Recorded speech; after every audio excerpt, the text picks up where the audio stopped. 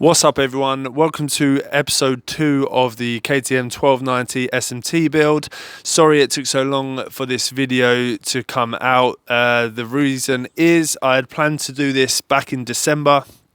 We're now at midway through February, but my other paddock stand was a Harris Universal paddock stand, and it lifts up underneath the calipers. And when I removed the front wheel last time, it did slip off of the paddock stand and almost fall onto the floor. So I almost lost my bike trying to make that video. So today we've got the KTM official front paddock stand, and we'll be trying again. So in this video, I will run through what's required, the parts I've had made myself, working with an engineer that's a friend of mine to make the Superduke wheel conversion possible. I'll also talk about other options that have come to the market since, but I have been running this build for nearly 2 years now with no problems. I've been touring, I've done track days, I've done all sorts of road riding and everything, and it has been an absolute blast. So is it worth doing? 100% yes. If you're someone that's questioning why you would even do this, maybe this build's not for you. But if you're looking for an absolute weapon that does it all, this is the one for you. Okay, so to kick this off then, I'll talk through some of the parts that are needed, some of the things that I've done that aren't really necessary but are well worth doing. So to get this started then, the KTM 990 SMT front fender. When you change from the 19-inch wheel of the Adventure S to the 17-inch of the Superduke, you're going to have this really big, ugly, overhanging fender on the front and the rear. It doesn't look good, so you're going to want to change that. I bought this part from KTM themselves. I believe it was around £75, something like that in the region. It was a little while back now, I can't remember exactly. And then I got Crispy Designs. You can look them up on Instagram and on their website to make me a custom graphic that said Super Adventure S, and it brought in the black and grey theme to suit the bike as well. So if you want to go down that route, reach out to Crispy Designs and they can definitely support you with that. Other fender options that you've got for this, if you choose the 990 SMR version of the front fender, you're going to end up with a half fender, so it doesn't cover the front half, it only covers the rear. I didn't like that look personally, but some of the 990 SMRs did run a high fender as well, and that was the kind of look that they were going for, and that's the reason that they fitted that. Other options are obviously the 1290 Superduke front fender fits absolutely perfectly, all the way from the standard one to the carbon fibre power parts ones. So if you like that rounded off look and you think it suits the bike better, you can also go for that option. When I move on to the brakes, you can run the standard brake caliper setup if you want to, but for me, with the faster pace of riding that you're going to be doing with the 17-inch Superduke front wheel, you are probably going to want to swap them over. So I use the KTM 1290 Superduke Brembo M50 calipers. I believe they also fit on the Ducati and the Aprilias. So if you're searching on eBay for used calipers to save yourself some money like I did, you can look for them, and you can usually pick up a pair for around £400 to £450, but just make sure that the space is correct between the mounting points there. On that topic, this is a video covering how I've done the conversion and not how to do the conversion. You need to be doing all of your own measurements to make sure everything's correct. There is obviously a safety aspect of doing this conversion because your front wheel needs to stay on for one, and you also need to be able to stop. But we did all of the measurements, and as per the measurements that suited my bike at the time of conversion, it worked perfectly, and it has worked for nearly 2 years now. So the next step on from that, my legs are going dead. The next step on for that is the KTM discs. So you'll need Superduke front discs because the mounting points on the 17-inch Superduke wheel compared to the mounting points on a 1290 19-inch Adventure S wheel are different. So you cannot use the same discs. You need to change them over as well, and you can just pick them up with the Superduke wheels. I was lucky. I found a pair of wheels with discs, and I just sold the rear wheel off, and I kept the discs and everything else that I needed there. What you will require is bolts. So the bolts will need to be an extra 5mm longer from standard, and the reason for that is that when you do the conversion, we'll go over this later in the video, you're going to need 5mm spacers between the disc and the wheel. So I'll show you this later in the video as well. As I take the wheel off, I'll break it down for you and I'll show you exactly how I've done it. But you'll need 5mm spacers. We custom made these to suit this build, and you need them on both sides. So to get the correct amount of bite on the bolts that you're looking to use, you're going to need them to be an extra 5mm longer. And I've used Pro Bolt titanium bolts on both the calipers and the discs for this build, mainly to save weight, look better, but also I needed custom sizing for the disc bolts anyway, so it made sense to upgrade at that time and make sure that you really complete the build and it looks nice.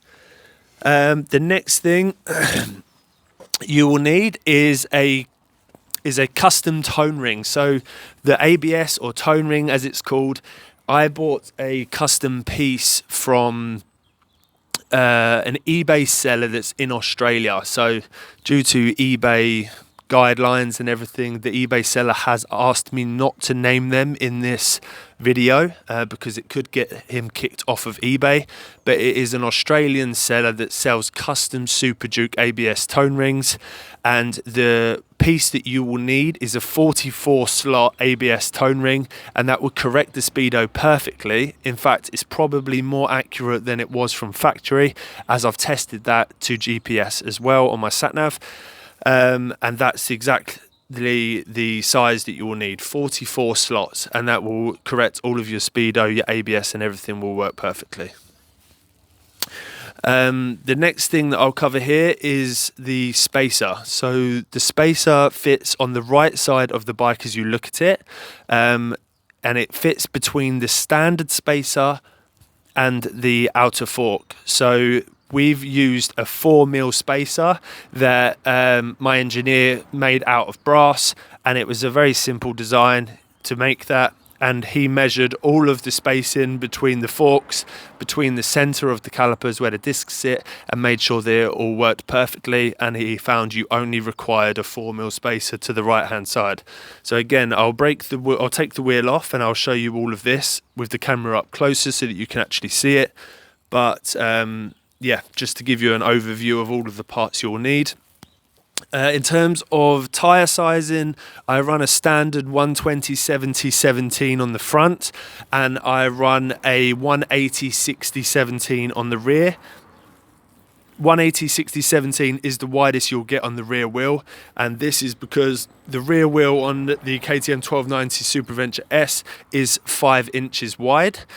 So a 180/60 is going to give me that nice width, but also the height. The height is going to put your bike on its nose, and it's going to turn a lot nicer, in my opinion. If you feel like it's turning too quickly, you can go down to a 180/55 and it kind of corrects it a little bit. But using the Pirelli Diablo Rosso 4 tyres, which were relatively new when I first did this build, I chose them based on the Pikes Peak at the time was being released with them tyres. So I figured the Pikes Peak is the bike that I'm looking to copy with this build, so it only made sense to use them tyres as well. And to be honest, they've been absolutely amazing, both on track and on the road. So I'm very happy with them in all weather conditions. With the 180/60 on the rear as well, it also raises the rear up. So when you set the electronic suspension to the weight that you need, this also gives you more foot peg clearance for the cornering. And I've managed to get knee down and everything, and I've never touched my pegs down once. Other things that I have done though to help this is removing the center stand. In my opinion, the center stand looks ugly, it's really bulky, and it doesn't suit the build that I'm going for with this bike. So I removed that because that was scraping on the floor and it becomes very low hanging and bulky, and sometimes it also bounces, especially if you're getting hard on the brakes and things like that, or you're going over any kind of bump. That does go down, and then you're cornering and it's hitting off the floor. It's very off-putting, so I didn't like that, so I removed it. And I think that's everything really. That's everything that you'll need. So I'll take the front wheel off and I'll show you a close-up now of everything that I've done on this build. And yeah, if you have any questions, just drop them in the comments. If you have further want to see any pictures or more information on this, check out my Instagram, Lighthouse Rides, and you'll see everything on there as well, with pictures of me on my track days, me touring, things like that. And you can also just direct message me on there. It's a lot quicker than the YouTube comments, but if you can like, comment, share and subscribe, it helps the algorithm, and it does me amazing, you know, it really supports me in the channel. I'm looking to grow the channel, do some bike builds. I'm going to also start doing some point of view riding vlogs. So if you want to see me out on the bike, maybe on a track day or riding it on the road to get an idea of exactly how it is when it's being ridden, drop it in the comments, let me know what you want to see, and I'll try and get them videos up.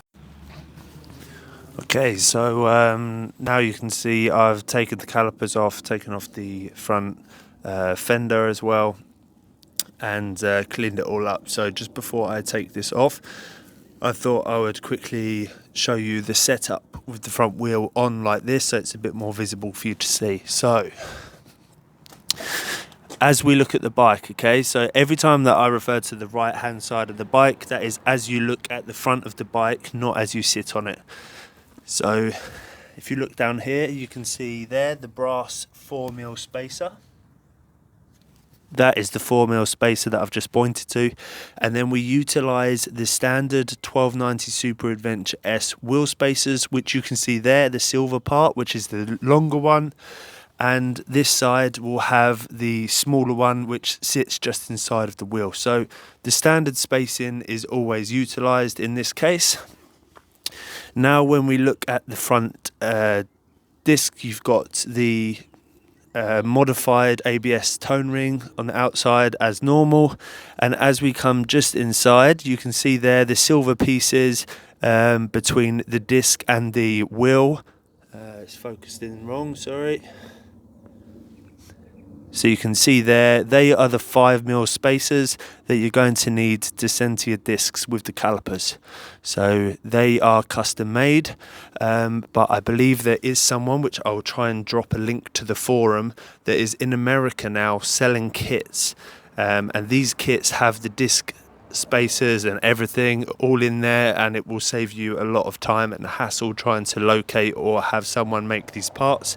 But it depends on which country you're in. It may not be as simple as just ordering from America and having them sent over to you. So having this option, especially if you know someone that's handy on the tools, it's much easier and probably cheaper. So now I'll take the wheel off, and then I will come back and show you the wheel breakdown so you can see what the disc spacers look like. Okay, so yeah, excuse the mess, I'm not the cleanest of workers. So you can see there, this is the 4mm custom made spacer, which we made out of brass. It is nothing more than just a 4mm spacer, that is it. And that will sit right there between the standard large size spacer and your wheel, and that will align the wheel perfectly. And then as we mentioned on the disc spacers, you can see here I have removed the disc on the left hand side, and these are the custom spacers which we made to space the disc from the wheel by 5mm, and that is so that it aligns perfectly in the calipers. Now the reason that one side of this is flat, if it will focus, so let me try and get back in focus. So the reason that one side of this is flat is so that it seats nicely against the rim there, because it's got a rim lip on it, and it needs to be able to sit so that the whole lines up perfectly. If it was round, each one of them would start pushing offline and it wouldn't fit as nicely, so we just smoothed off of the side, off of each of the spacers, and then it sits perfectly. And then you just mount your Superduke disc and your titanium bolts straight in, and you've got your perfect wheel set up. So I'm hoping that covers everything for you. I'm going to get the wheel and everything back on this now, and hopefully next month I'm going to start riding it. Excuse the dirt. And yeah, I'll get some point of view riding videos and footage up, and maybe even do another track day on it this year.